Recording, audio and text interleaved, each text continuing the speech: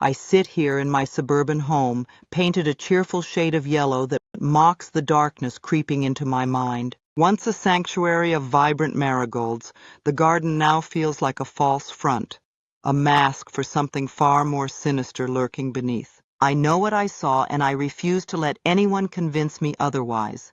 I am not losing my mind. I am wide awake, and the house is alive. It began a few weeks ago, an unsettling whisper that shattered the stillness of my evenings. I remember it vividly. The sun had bled into twilight, shadows stretching like fingers across my living room. I sat curled up on the couch, clinging to my cup of tea, when I heard it, a soft sigh, a breath escaping the very walls. My heart thundered in my chest as I froze, convinced I had imagined it. But then it came again, a shiver that rippled through the air, as if the house itself were groaning with a secret that begged to be uncovered. At first I tried to dismiss it, to convince myself that old homes creak and groan, and that the settling of the foundation was nothing more than natural aging. I repeated that mantra until it clung to me like a desperate prayer.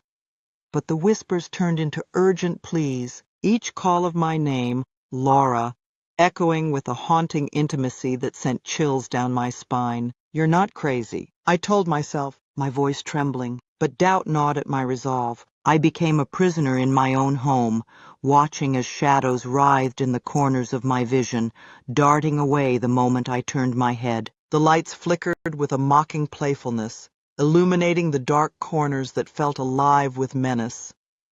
I could almost feel the walls closing in, observing, judging, and waiting for me to unravel. One night, sleep eluded me, and I lay there, the quilt wrapped tightly around my body as if it could shield me from the encroaching madness. The house creaked and moaned, its very structure alive with a rhythm that felt almost like a heartbeat. And then, in the suffocating silence of the night, I heard it. The unmistakable sound of footsteps above me, slow and deliberate, echoing through the hollow spaces. My heart pounded, a primal drumbeat urging me to flee, yet I was paralyzed, caught in the web of my own terror. "It's just the house," I whispered, desperate to reclaim my sanity, but the words tasted bitter on my tongue. I crept through the hallways, the floorboards groaning under my weight, each step a defiance against the encroaching dread. In the kitchen, the silverware clinked, a cacophony of chaos, as if someone were preparing a feast for unseen guests. I flung open the drawer, breath held tight, and found it empty, a gaping maw of nothingness. I was utterly alone.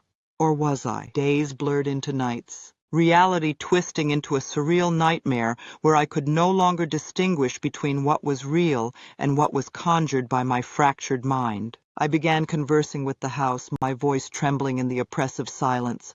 "What do you want from me?" I cried out, the question hanging heavy in the air. The response was always a suffocating silence, pregnant with unspoken truths. When I tried to explain it to my friends, they laughed, their voices a dismissive chorus that echoed my fears. "You need to get out more, Laura," they said, eyes glazed over with disbelief. But how could they understand? How could they feel the pulse of life thrumming beneath these walls? Tonight, as I sit in the dim glow of my living room, I can no longer deny the truth.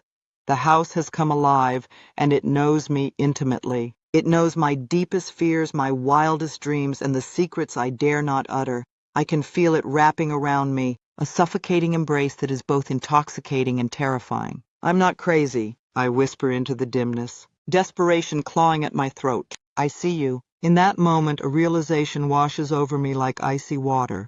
It's not just the house that has come alive, I have too. I am ensnared in this twisted symbiosis, an intricate dance of existence that teeters on the edge of sanity.